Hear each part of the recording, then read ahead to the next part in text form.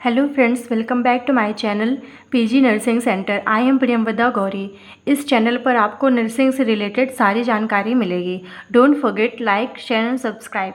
Friends, आज हम discuss करेंगे कि नर्सिंग केयर प्लान का फॉर्मेट क्या होता है, इसको कैसे बनाया जाता है और नर्सिंग केयर प्लान होता क्या है। ठीक है। और ये जो मैंने केयर प्लान बनाया है, एनसीपी बनाया, ये इसका टॉपिक है हाइड्रोसिल। हाइड्रोसिल एक सर्जिकल प्लान है। ठीक है, मतलब इसमें सर्जरी करी जाती है, ऑपरेट। तो जो नर्सिंग केयर प्लान होते हैं मेनली दो टाइप के होते हैं, एक मेडिकल होता है, एक सर्जिकल होता है। मेडिकल में नॉर्मली डिजीज़ कंडीशन वाले आते हैं, जैसे ट्यूबरक्लोसिस हो गया, अस्थमा हो गया, डायरिया हो गया, ये सब मेडिकल में आते हैं। जैसे हाइड्रोसिल हो गया, और मतलब कोई भी ऑपरेटेड वाले जो आते हैं जिसमें ऑपरेशन होता है, वो सारे सर्जिकल के अंदर आते हैं। ठीक है, तो ये मेनली सर्जिकल केयर प्लान है। ठीक है, और ये इसका फ्रंट पेज है। और जो इसके पहले ये शीट लगी हुई है, ये इवैल्यूएशन शीट है। जब टीचर्स चेक करते हैं तो मार्किंग करते हैं, तो उसके अकॉर्डिंग आप देख लीजिए। ये हर कॉलेज का अपना एक अलग अलग प्रोसेस होता है। बाय द वे, ये इसका फ्रंट पेज है। हमारा जो एनसीपी होता है वो यहीं से स्टार्ट होता है। तो फ्रेंड्स, फर्स्ट पेज में फर्स्टली कॉलेज का नाम मेंशन करते हैं और एनसीपी लिखते हैं, और जो टॉपिक होता है वो यहाँ पे लिखते हैं। उसके बाद सबमिटेड टू में जिसको आपको सबमिट करना है उनका नाम और उनकी डिजिग्नेशन लिखते हैं। उसके बाद सबमिटेड टू जिसके द्वारा सबमिट हो रहा है उसका नाम और उसके मतलब उसका नाम और क्लास लिखते हैं। ठीक है। उसके बाद आता है हमारा, यहाँ से एनसीपी स्टार्ट होता है। तो जो सबसे पहले आता है वो पेशेंट प्रोफाइल होता है। ठीक है, उसके अंदर पेशेंट का नाम, age, sex, education, occupation, marital status, religion, nationality, IP number, ward, diagnosis, date of admission, date of surgery, date of discharge, और उसके डॉक्टर कौन है, फिजिशियन कौन है, ये सब लिखते हैं। ये मेनली पेशेंट प्रोफाइल है, पेशेंट का ये बेसिक डाटा है, पेशेंट का ये बेसिक इन्फॉर्मेशन है। ओके। उसके बाद आता है सेकंड पेज। सेकंड पेज में हम लिखते हैं चीफ कंप्लेंट्स। जो पेशेंट की चीफ कंप्लेंट्स होती हैं उसको हम लोग लिखते हैं कि किस किस चीफ कंप्लेंट के साथ पेशेंट हॉस्पिटल में आया है। तो my patient Ramnath admitted in Rama hospital on, जो डेट है वो डेट को मेंशन करते हैं। उसके बाद with the chief complaints of swelling in testicles, pain in testicles, fever and testicular discomfort and difficulty in urination. मतलब ये उसकी चीफ कंप्लेंट्स है, उसको हम यहाँ पे लिखते हैं। उसके बाद आते हैं present medical history. Present medical history में भी उनकी चीफ कंप्लेंट्स लिखते हैं, और उसके बाद उनका मतलब क्या डायग्नोस हुआ है ये सब लिखते हैं। किस डॉक्टर के अंदर उनका वो मतलब ट्रीटमेंट चल रहा है वो सब मेंशन करते हैं। किस टाइप की वो मेडिकेशन ले रहे हैं, तो ये सब प्रेजेंट मेडिकल हिस्ट्री में लिखते हैं। ठीक है। उसके बाद नेक्स्ट हेडिंग आती है past medical history. Past medical history में लिखते हैं माई patient Ramnath is not having any, इधर एनी लिखा हुआ है, any significant evidence of past medical history. अगर उसको पास्ट में कोई मतलब वो हुआ है, जैसे ट्यूबरकुलोसिस हो गया, डायरिया हो गया, अगर कोई भी उसको बीमारी हुई तो वो यहाँ पे मेंशन करते हैं। और अगर नहीं हुई है तो ऐसे ही मतलब लिख देते हैं not having any significant evidence of past medical history. उसका प्रेजेंट सर्जिकल हिस्ट्री। तो फ्रेंड्स, ये हमारा सर्जिकल का एनसीपी है, तो मतलब कॉमन सी बात है, इसमें सर्जरी हुई होगी तो उसको मेंशन करते हैं। जैसे my patient Ramnath is undergone the surgical procedure of hydrocelectomy on, मतलब जो उसके डेट है और उसके डॉक्टर मतलब किस सर्जन के अंडर में हुआ है या किसने किया है, तो ये लिखते हैं। ठीक है। और जो अगर यहीं पे मेडिकल केयर प्लान होता है तो यहाँ पे भी एज ए जैसे सेम है, माई पेशेंट नॉट हैविंग, वही लिख देते हैं। उसके पास्ट सर्जिकल हिस्ट्री में अगर पास्ट में भी उसके कोई सर्जरी हुई है, सपोज दैट उसको किडनी का, स्टोन का वो कुछ हुआ है, तो वो लिखते हैं। अदरवाइज नॉर्मली लिख देते हैं not having any significant evidence. ठीक है।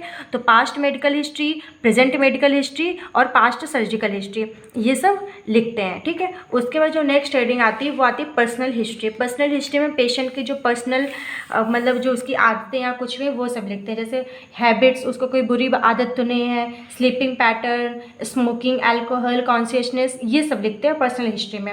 उसके बाद आती है फैमिली हिस्ट्री। फैमिली हिस्ट्री के मतलब उसके घर में कितने लोग हैं, कितने फैमिली मेम्बर हैं, और फैमिली में किसी को कोई भी कम्युनिकेबल डिसीज़ तो नहीं है, या उन फैमिली में अगर उनके बच्चे हैं तो उनका अच्छे से वैक्सीनेशन या इम्यूनाइजेशन हुआ है कि नहीं हुआ है, वो सब फैमिली हिस्ट्री में हम लोग लिखते हैं। ठीक है। उसके बाद आता है फैमिली कंपोजिशन। फैमिली कंपोजिशन में मेनली हम जितने भी फैमिली में मेंबर होते हैं उन सब के बारे में लिखते हो, पेशेंट के साथ उनका क्या रिलेशन है वो लिखते हो। तो जो इसका कॉलम होता है सबसे पहले होता है सीरियल नंबर, फिर name, age and sex, education, occupation, relation and health status. तो जो हेल्दी होते हैं उनको उनके सामने हेल्दी लिखते हैं, केवल पेशेंट के सामने अनहेल्दी लिखते हैं, जो हेल्थ स्टेटस होता है। ठीक है, आई होप कि आपको वीडियो पसंद आ रहा होगा। अगर फ्रेंड्स वीडियो पसंद आ रहा हो तो वीडियो को लाइक करें, चैनल को सब्सक्राइब करें। ठीक है, उसके बाद आता है फैमिली ट्री। फैमिली ट्री में जो हमने अभी फैमिली कंपोजिशन बनाया उसका पूरा फैमिली ट्री लिखती हूँ। उसके बाद की टर्म्स है, ठीक है, जैसे हमने यहाँ पे शो किया है इसको, वहाँ पे वो क्लियर कर देते हैं कि इसका मतलब क्या होता है, इसका मतलब क्या होता है। ठीक है, उसके जो नेक्स्ट रेटिंग आती है वो होता है socio economic status. Socio economic status में हम लोग लिखते हैं जो पेशेंट है उसका फैमिली का बैकग्राउंड कैसा है, उसका इकोनॉमिकल स्टेटस कैसा है, फाइनेंशियली कैसा है, वो सब लिखते हैं। फ्रेंड्स अगर मैं इसको पूरा एक एक वर्ड या सेंटेंस पढ़ूंगी तो वीडियो बहुत लेंदी हो जाएगा और बहुत बड़ा हो जाएगा, तो इसलिए बस मैं ऐसे आपको हेडिंग और मेनली पॉइंट्स कुछ बता दे रही हूँ।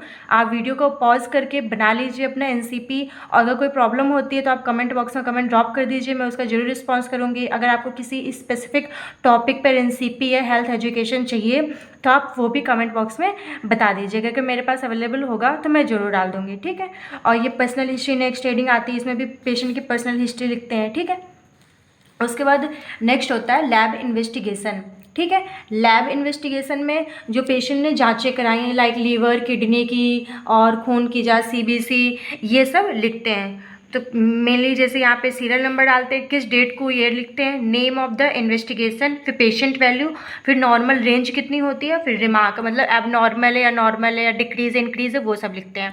तो ये जो हमारी पहली जाँच है वो लीवर की है, तो लीवर की पूरी लिखी हुई है। फिर है किडनी की पूरी लिखी हुई है, जैसे यहाँ पे kidney, serum urea, serum क्रेटाइन, serum uric acid, ये सब लिखते हैं। ठीक है, उसके बाद आरबीएस की लिखी है। ठीक है, उसके बाद सीबीसी, ये सब जांचें लिखी हुई हैं। ठीक है, आप वीडियो को पॉज करके देख लीजिए। नेक्स्ट हेडिंग आती है वो होता है मेडिकेशन चार्ट। मेडिकेशन चार्ट मतलब पेशेंट की जो जो दवाएं चल रही हैं वो हम लिखते हैं। तो इसमें भी कॉलम बनते हैं जैसे serial number, date, name of drug, dose, route, frequency and nursing responsibility. तो ये सब हम लोग लिखते हैं। ठीक है, जितनी मेडिकेशन चल रही है उतनी मेडिकेशन हम यहाँ पे लिखते हैं। ठीक है, आप वीडियो को पॉज करके स्क्रीनशॉट ले लीजिए। फिर नेक्स्ट हेडिंग आती है हमारी patient head to physical examination. ठीक है, इसमें पेशेंट का पूरा एग्जामिनेशन करते हैं, वो सब लिखते हैं। तो सबसे पहले जनरल अपीयरेंस लिखते हैं। ठीक है, कि कॉन्शियसनेस कैसा है, ओरिएंटेड है कि नहीं, ये sign of distress, body build, posture and gait, body movement, ये सब लिखते हैं। उसके बाद वाइटल साइन लिखते हैं, पेशेंट का नॉर्मल बेसिक वाइटल साइन कितना है, ये सब लिखते हैं। उसके बाद आता है एंथ्रोपोमेट्रिक मेजरमेंट। ठीक है, उसमें पेशेंट का हाइट, वेट लिखते हैं और इसका बीएमआई निकालते हैं। ठीक है, उसके अकॉर्डिंग यहाँ पे हम दिखाते हैं, शो करते हैं कि पेशेंट जो है ओवर वेट है या अंडर वेट है, ये सब लिखते हैं। ये इसी मतलब अंडर वेट या ओवर वेट चेक करने के लिए इसका ये सब मेज़र करते हैं। ठीक है, उसके बाद आता है पूरा जो हमने फिजिकल एग्जामिनेशन करना होता है वो सब। तो सबसे पहले स्किन एंड नेल्स का करते हैं। ये जो इंटेगुमेंट्री सिस्टम लिखा हुआ, अगर आपको ये हेडिंग डालना है तो डालिए, अदरवाइज मत डालिए। जैसे यहाँ पे मैंने लिखा हुआ है ना patient head to physical examination, इसका मतलब यही है कि पूरा फिजिकल एग्जामिनेशन हमको करना है। तो आप ये हेडिंग मन हो तो डाल लीजिएगा, अदरवाइज मत डालिएगा। ठीक है, उसके बाद स्किन एंड नेल्स के यहाँ से हम स्टार्ट करते हैं। ठीक है, आप एक एक हेडिंग देख लीजिए। स्किन एंड नेल्स के बाद आता है head and scalp. Head and scalp में स्कल का साइज, शेप, उसके बाद स्कैल्प, हेयर, फेस, ये सब। ठीक है, उसके बाद आता है आई का, पूरा आई के बारे में सब लिखते हैं कि उसकी आई लैसेस कैसी, स्क्लेरा कैसा है, conjunctiva, cornea, visual field, visual activity और विजन और लैक्रिमल ग्लैंड, ये सब लिखते हैं।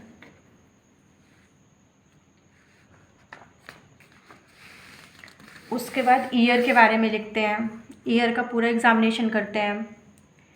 ईयर के बाद आता है नोज़, नोज़ के बाद आता है माउथ एंड फेरिंग्स। मतलब ऊपर से स्टार्ट करते हुए एक एक बॉडी पार्ट को लेकर के, एक एक ऑर्गन को लेकर के हम उनका मेनली एग्जामिनेशन करते रहते हैं। माउथ एंड फेरिंग्स के अंदर ही जैसे बकल म्यूकोसा, टंग, टॉन्सिल्स, इन सब का एग्जामिनेशन करते हैं। उसके बाद आती है नेक। नेक में अपीयरेंस कैसा है उसका, थायराइड, ट्रकिया, लिम्फेड एंड मूवमेंट, इन सबको लिखते हैं। उसके बाद आता है चेस्ट। चेस्ट के अंदर respiratory pattern, respiratory rate, lung sound, ये सब लिखते हैं। उसके बाद हमारा चेस्ट हो गया, उसके बाद आता है एब्डोमन, एब्डोमन का करते हैं, फिर जेनिटेलिया का करते हैं, फिर एनस या रेक्टम का करते हैं। जेनिटेलिया में ये मेल पेशेंट है तो मेल जेनिटेलिया है, अगर फीमेल होता तो यहाँ पे फीमेल करते हैं। फिर बैक का करते हैं, स्पाइनल कर्वेचर, वर्टिब्रा, लिजन्स, रोम, अगर पॉसिबल है तो पॉसिबल लिखते हैं, अदरवाइज नॉट पॉसिबल लिख देते हैं। उसके बाद आता है एक्सट्रीमिटी का, एक्सट्रीमिटीज़ में अपर, लोअर, रोम और पेरीफेरल पल्सेस, इन सबको लिखते हैं। उसके बाद आता है जैसे अब हमारा एक एक ऑर्गन का हो गया, तब हम सारे सिस्टम का एग्जामिनेशन करते हैं, ठीक है। तो आप सबका सिस्टम वाइज सिस्टम एग्जामिनेशन होगा, तो वैसे हेडिंग डालते हैं। उसके बाद रेस्पिरेटरी सिस्टम, तो फर्स्टली रेस्पिरेटरी मतलब एक एक सिस्टम को लेकर करते हैं। सबसे पहले रेस्पिरेटरी सिस्टम का करते हैं, इंस्पेक्शन, पाल्पेशन, परकसन, ऑस्कल्टेशन के अंदर। उसका कार्डियोवास्कुलर सिस्टम होता है। उसके बाद गैस्ट्रो इंटेस्टाइनल सिस्टम के अंदर करते हैं, ठीक है। उसके बाद रीनल सिस्टम का करते हैं, रीनल सिस्टम के बाद मस्कुलो स्केलेटल सिस्टम का करते हैं, उसका रिप्रोडक्टिव सिस्टम का करते हैं, ठीक है। और यहाँ पे मेनली इसको एबनॉर्मलिटी, यहाँ पे उसके रिप्रोडक्टिव सिस्टम में ही है तो वो एबनॉर्मल लिखते हैं और उसको क्या डिजीज़ कंडीशन है, ठीक है, तो वो यहाँ पे मेंशन कर देते हैं। एग्जामिनेशन कंप्लीट हो गया तो अब हम नर्सिंग डायग्नोसिस लिखते हैं, ठीक है। नर्सिंग डायग्नोसिस में मेनली 4 या 5 लिखते हैं। तो जो पहला है acute pain related to surgical incision as evidenced by facial expression and pain scale score, ठीक है, ये है। उसके बाद हाइपरथर्मिया से रिलेटेड है। उसके बाद इंसोम्निया, इंसोम्निया का मतलब है कि उसको मतलब सोने में दिक्कत हो रही है, ठीक है, तो डिफ़िकल्टी इन स्लीपिंग, उसको लिखते हैं इंसोम्निया। फिर knowledge deficit related to disease condition treatment season as evidence by over questioning by patient, ठीक है। ये सब इसके मेनली नर्सिंग डायग्नोसिस होते हैं, इन सबको लिखते हैं। और इन्हीं नर्सिंग डायग्नोसिस पे हम एनसीपी बनाते हैं। तो 4 या 5 लिखते हैं, मेनली 3 पे बनाना होता है एनसीपी। उसके बाद अब हमारा एनसीपी देख लीजिए। जैसे सबसे पहले एनसीपी जो बनाते हैं वो assessment, nursing diagnosis, column, planning, rational, implementation and evaluation, ये सब इसकी हेडिंग होती हैं, जो कॉलम्स होते हैं। इन कॉलम्स में हमको लिखना होता है। सबसे पहले असेसमेंट में सब्जेक्टिव डाटा लिखते हैं जो पेशेंट हमको बताता है। उसके बाद ऑब्जेक्टिव डाटा लिखते हैं जो हम ऑब्जर्व करते हैं। उसके नर्सिंग डायग्नोसिस में जैसे हमारा पहला क्या था, एक्यूट पेन था, तो पूरा नर्सिंग डायग्नोसिस जैसे लिखते हैं उसी एज इट इज़ हम यहाँ पे इस कॉलम में फिल कर देते हैं। उसके बाद गोल हमारा होता है, क्या गोल है, अगर उसको एक्यूट पेन है तो हमको पेन से उसको रिलीफ दिलाना है, ये गोल है, ये लिखते हैं। उसके प्लानिंग, हम उसके पेन से रिलीफ करने के लिए उसको क्या क्या करेंगे, ये लिखते हैं। और उस क्या क्या करने के पीछे क्या कारण है, रेशनल क्या है उसका, वो लिखते हैं। उसके बाद इम्प्लीमेंटेशन कि उसको हमने वो सब किया है, ये सब लिखते हैं। उसके बाद इवैल्यूएशन कि उसको पेन से रिलीफ हुआ है कि नहीं हुआ है, ठीक है, ये सब लिखते हैं। आप फ्रेंड्स इसका स्क्रीनशॉट ले करके आप नोट डाउन कर लीजिए। और यहाँ पे फ्रेंड्स नीचे यहाँ पे लिखो एडमिनिस्टर मेडिकेशन, ठीक है। अगर आपको नहीं समझ में आ रहा हो तो वो स्टेपल्ड है इसलिए वो वहाँ पे उतना छिप गया है। उसका नेक्स्ट एनसीपी यहाँ पे भी वही सेम कॉलम है, असेसमेंट, नर्सिंग डायग्नोसिस, गोल, प्लानिंग, रेशनल, इम्प्लीमेंटेशन, इवैल्यूएशन, ठीक है। इसके अंदर भी हम सेम दूसरा बनाते हैं, इसमें भी सब्जेक्टिव डाटा, ऑब्जेक्टिव डाटा। फिर उसके बाद जैसे हाइपोथर्मिया था वो लिखते हैं, गोल, प्लानिंग, ये सब लिखते हैं। आप देख लीजिए फ्रेंड्स इसको। अगर आपको कोई दिक्कत हो रही है तो फ्रेंड्स आप बिल्कुल बताइए, ठीक है। अब जो हमारा थर्ड है उसमें हमने insomnia related to pain at surgical site as evidenced by sunken eye, ठीक है, ये इस पर लिखा हुआ है। तो इसमें भी सेम कॉलम है और उसी के अंदर हमको फिल करना है। आप देख लीजिए फ्रेंड्स, वीडियो को पॉज करके आप अपने उसमें नोट डाउन कर सकते हैं नोट्स में, या इसका स्क्रीनशॉट ले लीजिए, ठीक है। उसके बाद अगर हमारा जब ये एनसीपी बन जाता है उसके बाद हमको करनी होती है recording and reporting. Recording and reporting में हम लिखते हैं कि जो जो हमने किया है उसको हमें रिकॉर्ड करना होता है, ठीक है। तो name of patient, ward, bed number, उसके बाद time, recording and reporting. Reporting में हम जिसको हैंड ओवर करते हैं वो सब लिखते हैं, ठीक है। और टाइम के अकॉर्डिंग जिस जिस टाइम में हमने जो जो किए वो सब हमको रिकॉर्ड करना होता है। उसके बाद आता है हेल्थ एजुकेशन देना, ठीक है। अगर पेशेंट को फिर हमको हेल्थ एजुकेशन प्रोवाइड करानी होती है, ठीक है। उसको मतलब एजुकेट करना होता है कि आपको क्या क्या करना चाहिए, क्या नहीं करना चाहिए, तो वो सब भी हमको यहाँ पे लिखना होता है। हेल्थ एजुकेशन में उसको इनकरेज करते हैं, उसको सब बताते हैं। उसके बाद भी पर्सनल हाइजीन से रिलेटेड उसको बताते हैं कि उसको कैसे पर्सनल हाइजीन मेंटेन करनी है, ठीक है।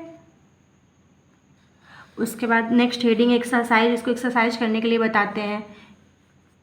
फिर है मेडिकेशन, को किस टाइम पे क्या क्या मेडिकेशन लेनी है, ये सब उसको बताते हैं। फिर फॉलोअप, उसका फॉलोअप लेते हैं कि वो मतलब सही है कि नहीं, टाइम टाइम पर उसको चेक करते हैं। उसके बाद समरी लिखते हैं, जो हमारा टॉपिक है उससे रिलेटेड हमको समरी लिखनी होती है पेशेंट की हिस्ट्री से, ठीक है। तो आप ये समरी में देख लीजिए। उसके बाद फिर कंक्लूजन लिखना होता है।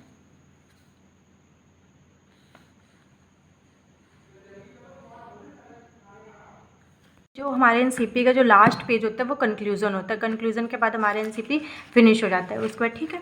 तो फ्रेंड्स आई होप कि आपको वीडियो पसंद आया होगा। अगर वीडियो पसंद आया, आपके लिए थोड़ा सा भी यूज़फुल हो, तो फ्रेंड्स आप वीडियो को लाइक करें।